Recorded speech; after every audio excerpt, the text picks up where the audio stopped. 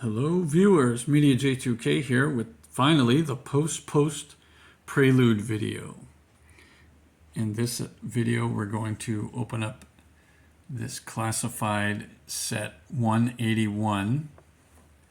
You can see that, 181, which is none other than the Short Fuse and Steeler 2-pack. Target exclusive and HasbroPulse exclusive. I got mine from Target, like I said. So without further ado, let me open this package up and let's get to the figures. Okay, real quick, we'll do a package rundown. So we have the plastic front, the regular stuff. In the corner, it says G.I. Joe, Ralph, Steeler, Pulaski, and Short Fuse. And I commented that they didn't put Short Fuse's real name on the box, which made me go look it up. He's had multiple names on his file cards. So let's see. Here's the side of the box. You see them in their gear, and we can tell which is which. Steeler gets the holster across the chest, and Short Fuse the double shoulder harness on the right. And I'm thinking they got the hair color correct. Steeler was the brunette and Short Fuse was the blonde in the original OG ARAH figures. However, I think in that cartoon episode or episodes where Steeler has a really bad time, he looks more like the Short Fuse figure here, right? So here Short Fuse has got his sidearm, his MP4 type weapon, and then it looks like he's got a machine gun, the mortar, I think that's how you say it, and then that's the launcher there, and the actual ordnance, his glasses, his helmet.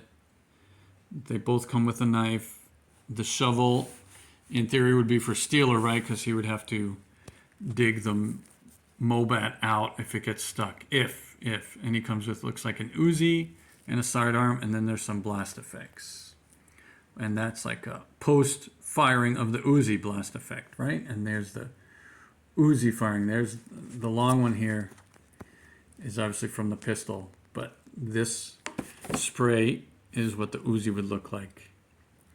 And, right, or maybe the mortar launching out, so I'll get those in there. There's also the backpack that holds the mortar device. On the side, you see their, still no name for Short Fuse, but you see their levels of abilities, their picture again, and the QR code. And then on the back, you see what they look like. There's their two head sculpts and all the blast effects that come with the set. All right, so let me check out. Oh, and then you get, look at that.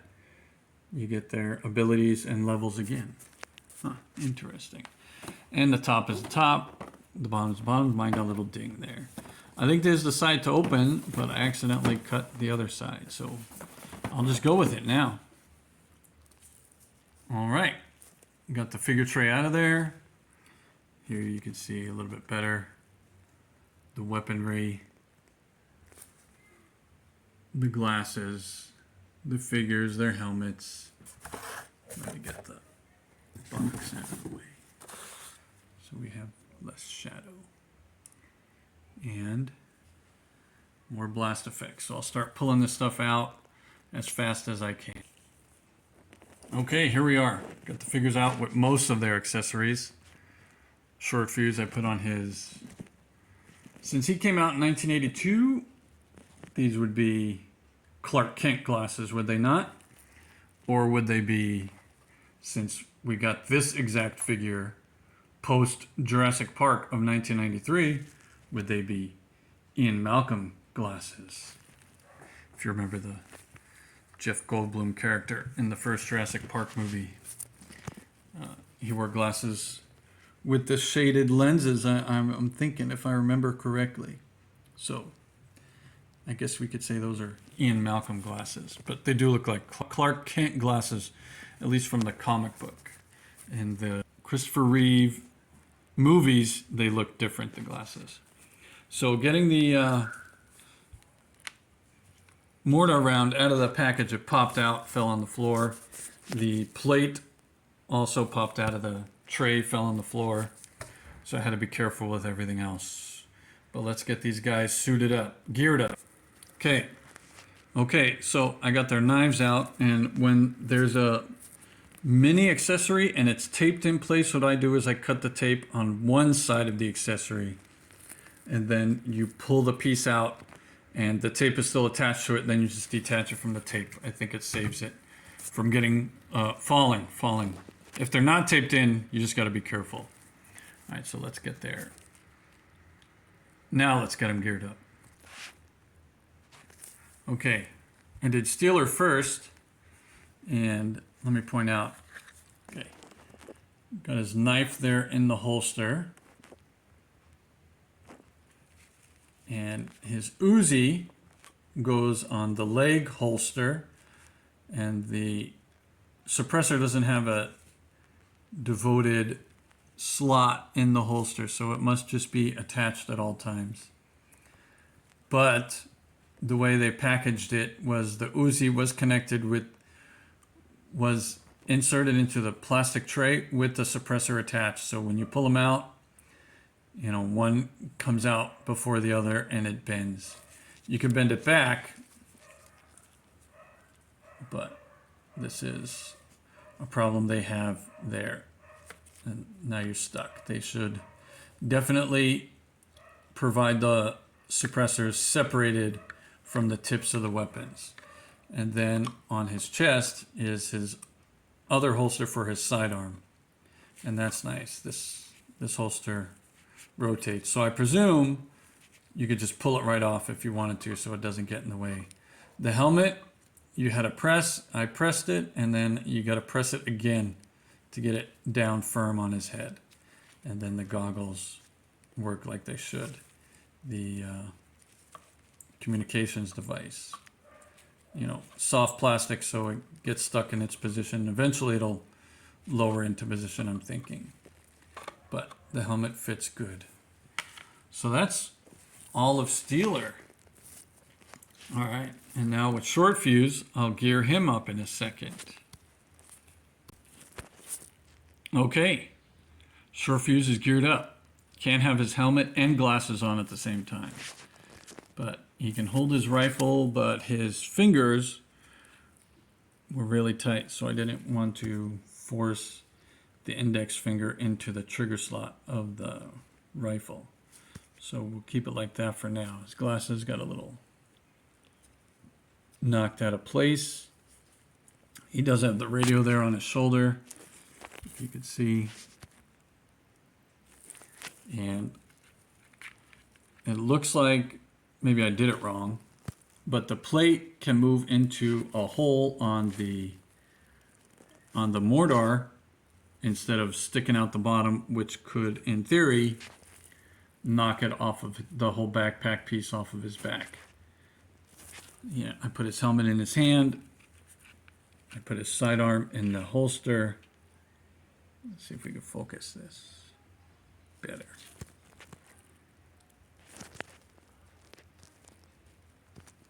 Right, you see that? And his knife goes in his ankle holster, and it can only go in one way. I tried it one way, and it didn't slide in, so I turned it the other way, and it slid right in. So there's Short Fuze, and here's Steeler again geared up, and I had to adjust the holster again, the suppressor again. So now let's see if we can get these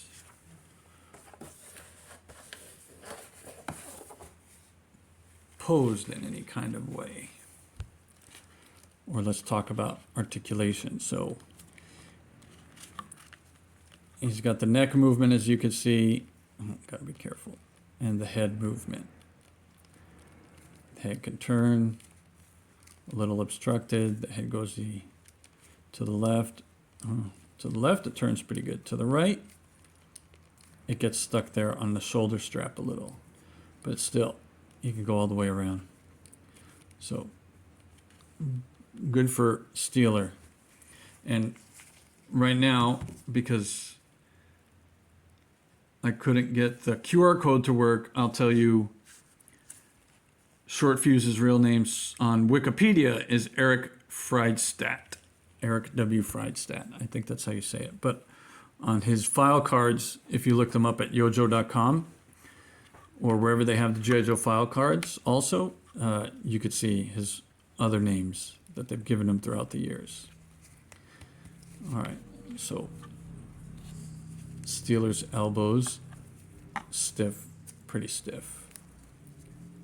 Oh, my glove got stuck in there. But his arm mobility moves pretty good. Both arms. The biceps are nice and loose. The butterflies move pretty good. The elbows are stiff. The wrists, they have that extra articulation. I'm going to knock him over. You have that extra articulation in the wrists. And again, as always, it's hard to move it. A little hard to move it. So they'll just have to keep working on that. Because cuffs, I'll have to try the Quick Kick figure. Quick Kick doesn't have a shirt, so maybe his wrists move way better. But I'm even thinking the first Storm Shadow, not the Arctic one, the one with the gloves that cover his hand and go to those straps. I think he's got more articulation. But here you can see Steeler's index finger is a lot wider than Short Fuze's. I'll show you that later. So he comes with the minimal weapon loadout, which is okay. He does have the hip twist, thigh twist. And his hips are nice and tight. He's got the twist up here. Oh, before I was doing the ab crunch, and he's got the mobility, but the strap here limits it. You know, you'll be stretching these each time you bend the figure. If you like, what is that? My kids call that.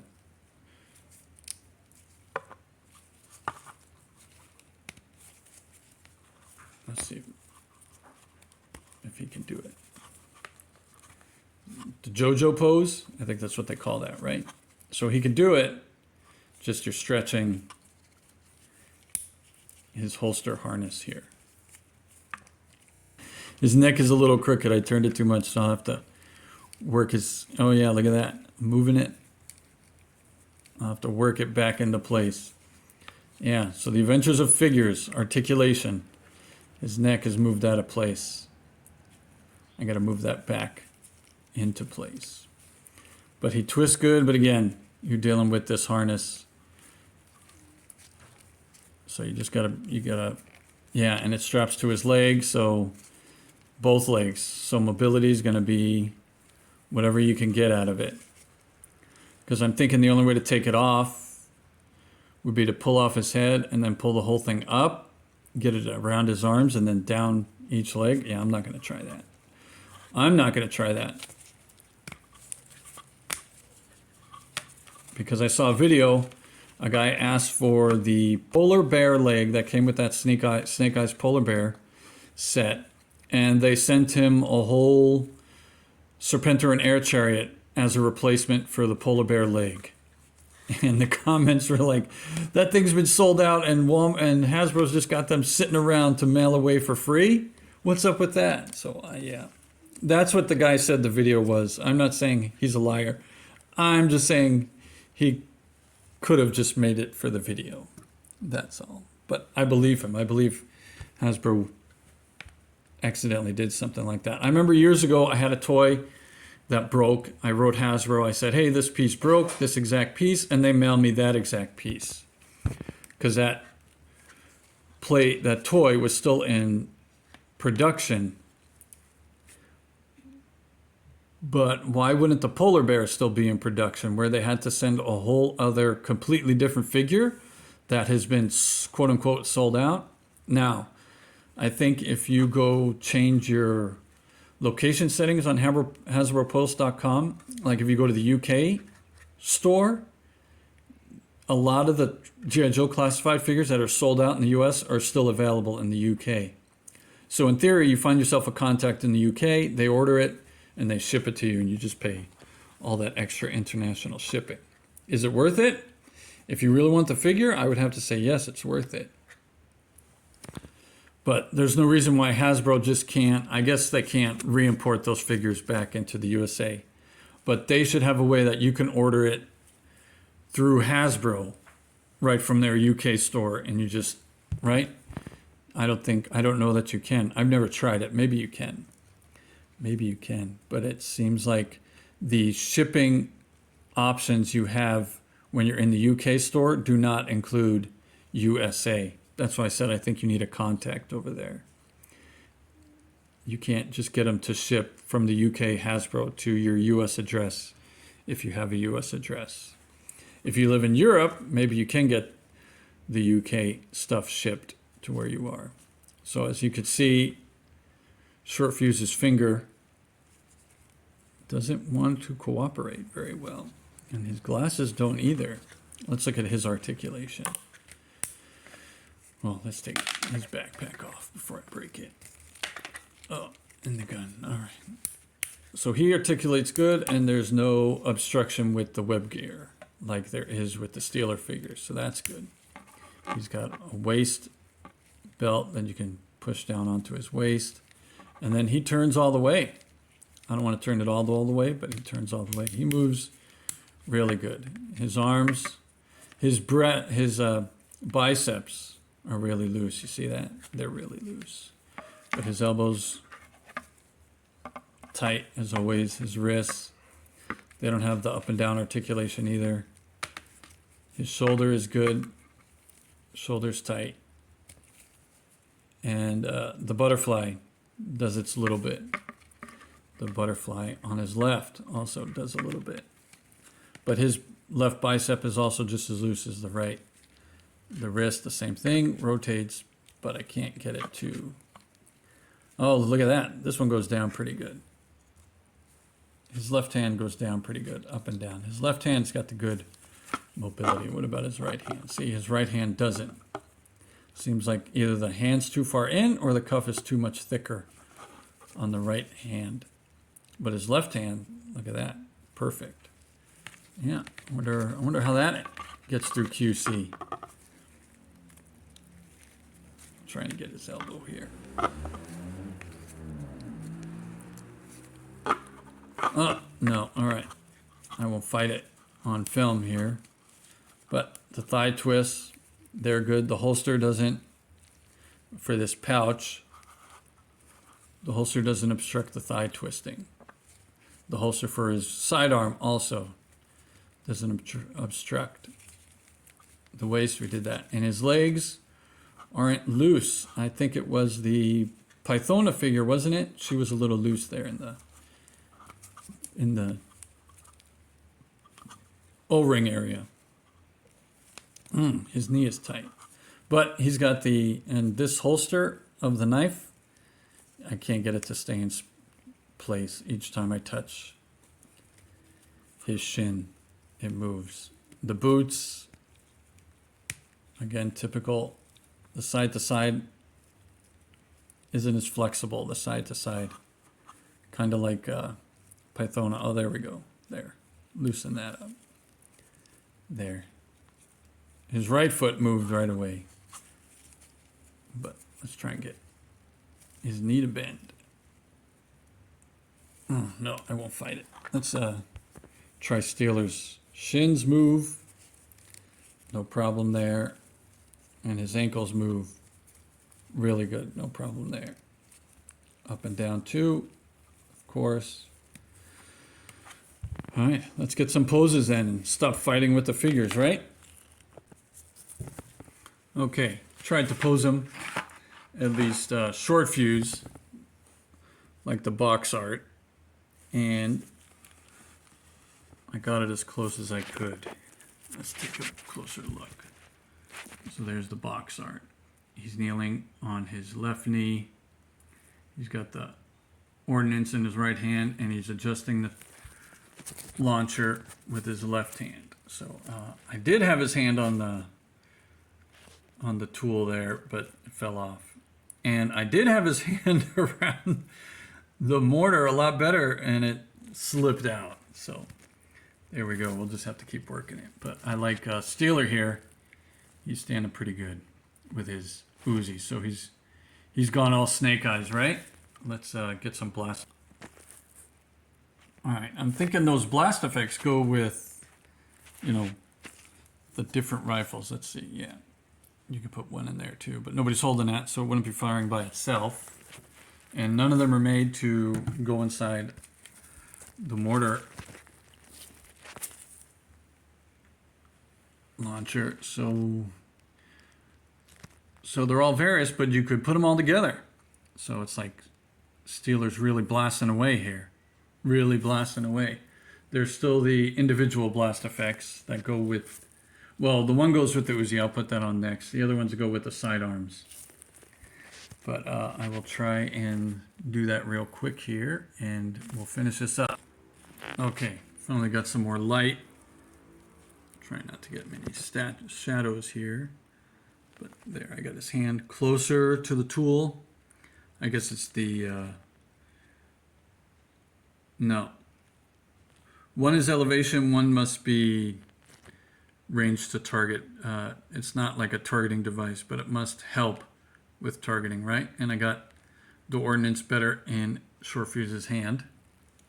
Took off those, and I put on the firing one. Let's get some better light on that. See if it doesn't want to focus. Still doesn't want to focus. All right, let's get the light underneath. Does that want to focus? Still doesn't want to focus. Let's move the light. Well, I guess that's the best focus we can get. So we'll just have the light move around it, right? There, Short Fuse and Steeler here in charge of the suppressing fire. All right, and we still have the other rifle and more blast effects. And that's it for these two. This is a good set of two figures. They are good quality. They're good enough quality. I don't feel like any part of them is cheaply manufactured. So that was good. And like I said, I bought this on day one when they were available at Target.com. I used a Target Circle coupon that they had gifted me just previously, like a week or two before. So it worked out well. I got this a little bit less than full price, Target.com. And then they told me that I would be getting it 5 days later than everybody who initially got it because it went back stock. But now I think it's available still online at Target.com. And maybe if I haven't checked Pulse for this 2-pack. So you could still get it at the original price.